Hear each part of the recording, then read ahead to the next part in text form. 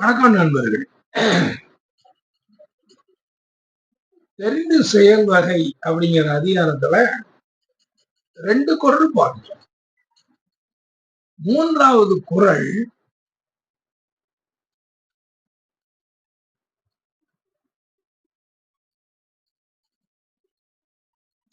முன்னால அரும்பொருள் யாதொன்றுமில் அப்படின்னு சொன்னாரு. அதுக்கு என்ன செய்யணுங்கிறத அவரு சொல்லியிருந்தார். இப்ப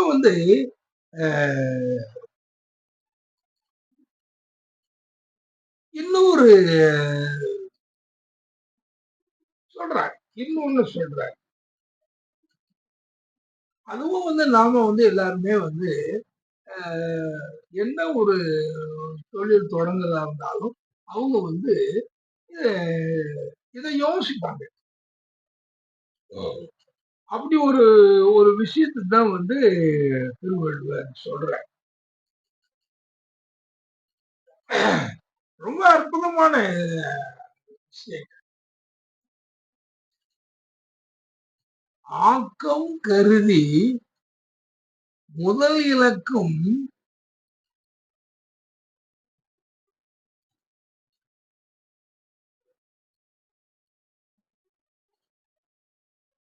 ஆக்கம் கருதி முதல் இலக்கும் செய்வினை.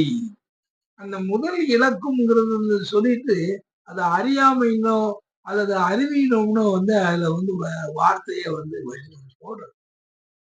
அது அப்படி சொல்லணும். ஆக்கம் கருதி முதல் ஒருத்தர் இழக்கிறாங்க அப்படின்னு சொன்னா அது அந்த அறிவீனம் தானே.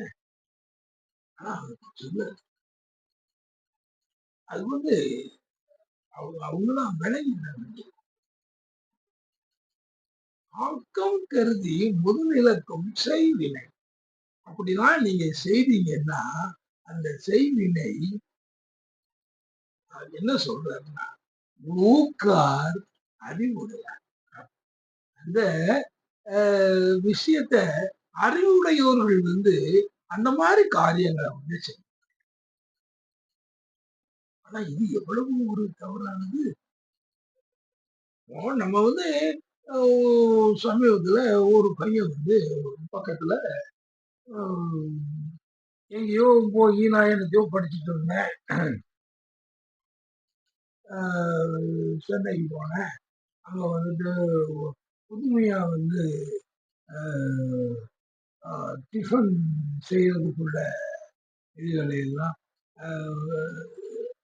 அதாவது நான் வெஜிடேரியன் ஃபுட் அந்த இதுகளுக்கெல்லாம் நான் படிச்சுட்டு வந்திருக்கேன் அப்படின்னு சொல்லிட்டு அவங்களுடைய அப்பாவை எல்லாம் தொந்தரவு பண்ணி பக்கத்துல ஒரு சின்ன கடை. நீங்க அந்த கடையை பார்த்தீங்கன்னா இப்போலாம் நீங்க ஹோட்டல்ஸ்னா என்ன சும்மா ஒரு 10 அடிக்கு 10 அடிக்கு கூட கிடைக்க மாட்டேங்குது. 10 அடிக்கும் 10 அடியில கூட அவங்க செய்ய மாட்டாங்க. ஆனா அந்த காலத்துலலாம் நீங்க போட்டாங்கன்னா எங்க பெரியப்பா ஒருத்தர் இருந்தார். அவரு அவரும் இதே மாதிரி ஒரு சிறு வயதுல இந்த ஹோட்டல் தொழில் எல்லாம் நடத்துறவர். அவங்க என்ன செய்தாங்கன்னா அவங்க போட்ட கடைகளெல்லாம் நான் பார்க்கும் பொழுது அந்த கடைகள் எல்லாம் நல்ல விஸ்தீரணமா அதுக்கு ஒரு பின்னால ஒரு கிச்சன் இருக்கும். அங்க அந்த பலகாரங்களை ப்ரிப்பேர் பண்ணுவாங்க. இங்க முன்னால ஒரு டேபிள் போட்டிருப்பாங்க. அந்த கடைக்கு உள்ள இப்போ இவங்க என்ன மாதிரி நினைக்கிறாங்கன்னா எல்லாமே பார்சல் பார்சல் சர்வீஸ். நம்ம ஃபுட் டிஸ்ட்ரிபியூட்டர்ஸ் தான் நிறைய இருக்காங்க. அவங்க செய்யறது பூராமே ஃபுட் டிஸ்ட்ரிபியூஷன் தானே. எதுவும் உங்களுக்கு புது இன்வெஸ்ட்மெண்ட் எதுவும் தேவையில்லை. ஒரு இடம் வேணும், அடுத்தவங்க வேணும், அதுக்கப்புறம் சேரணும் வச்சிருக்கணும், அதுல ஆட்கள் உட்காரணும், அதுல அவங்க சாப்பிடணும் அப்படிங்கிறதெல்லாம் கிடையாது. எல்லாமே உங்களுக்கு அந்த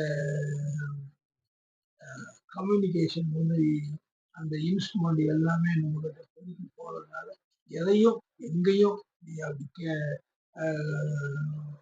கம்ப்யூட்டர்ல நம்ம தட்டி எனக்கு அந்த கடை அவங்ககிட்ட சொல்லி அந்த டிஸ்ட்ரிபியூட்டர் வந்து அவங்ககிட்ட சொல்லி இந்த இது ஜாமான்லாம் எனக்கு வேணும்னா அவன் அங்க இருந்துகிட்டு அதுக்குன்னு ஆள் வச்சிருக்காங்க. அவங்க வந்து ஒரு ஒரு 10, 20 நிமிஷத்துல அல்லது 25 நிமிஷத்துல நமக்கு கொடுத்து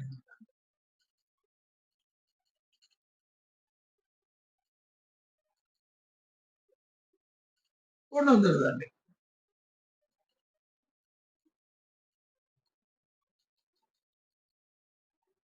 அவங்க ஆக இந்த கடை எங்க திருப்பராச்சோ அது இவங்களுக்கு தெரியாது.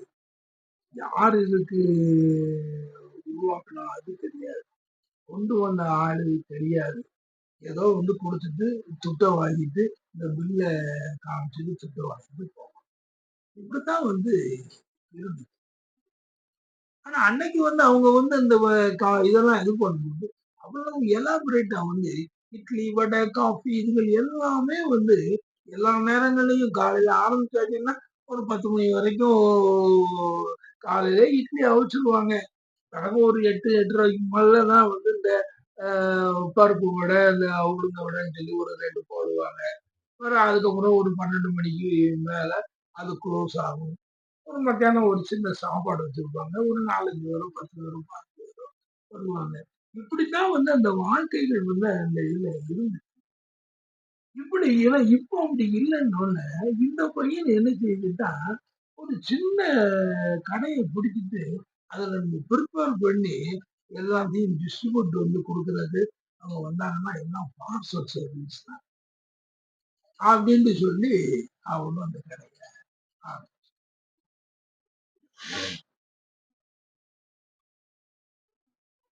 ஆனா அந்த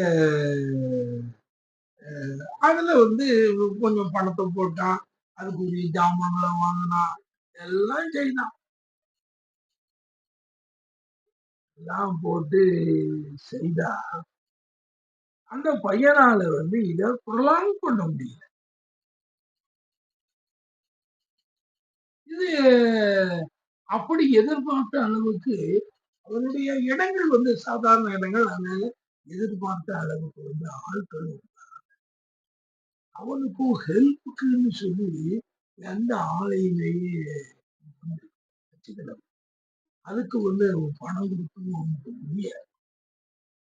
அப்போ அவன் அந்த காரியத்தை செய்து ஆக்கம் கருதி அது நம்ம வந்து சம்பாதிக்கணும்னு ஒரு ஆக்கத்தை இவங்க வந்து கருதி முதல் இலக்கு முதல் இலக்கம்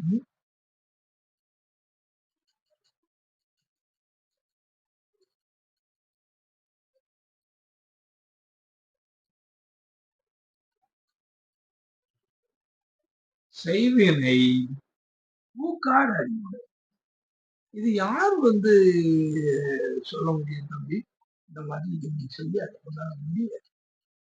தாய் தப்பு சொல்லி பார்த்தாங்க.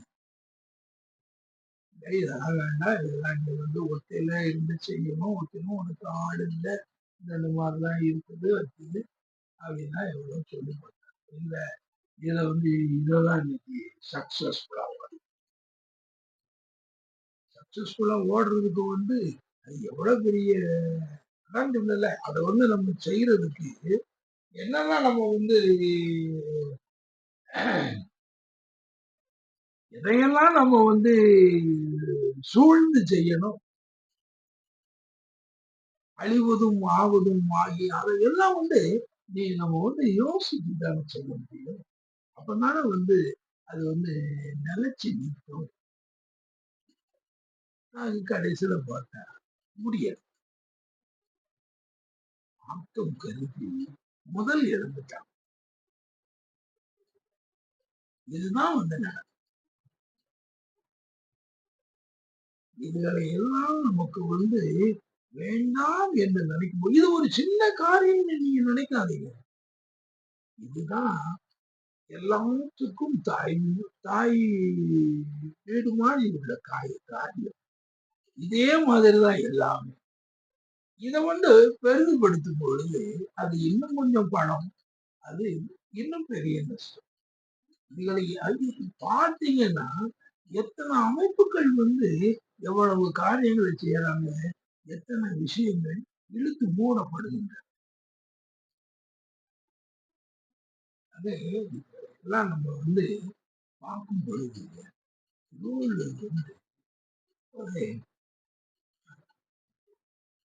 இப்படிப்பட்ட ஒரு நாம எப்படிப்பா நடந்து விடணும்.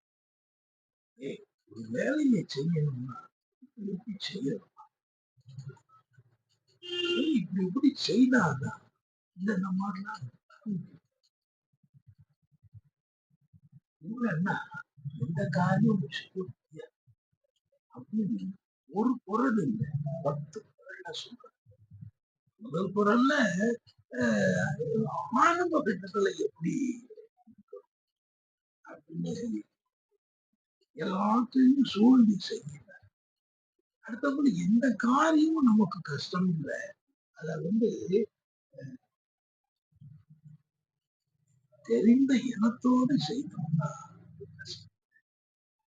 இப்போ வந்துட்டு ஆக்கம் கருதி நீ முதல் இழக்க கூடாது அப்படின்னு சொல்லி அதுக்கு சரிதான். அடுத்தாப்புல என்ன சொல்றது, 4வது குரல் என்ன சொல்றது, அதுவரை நன்றி கூறி விடைபெறுகிறேன்.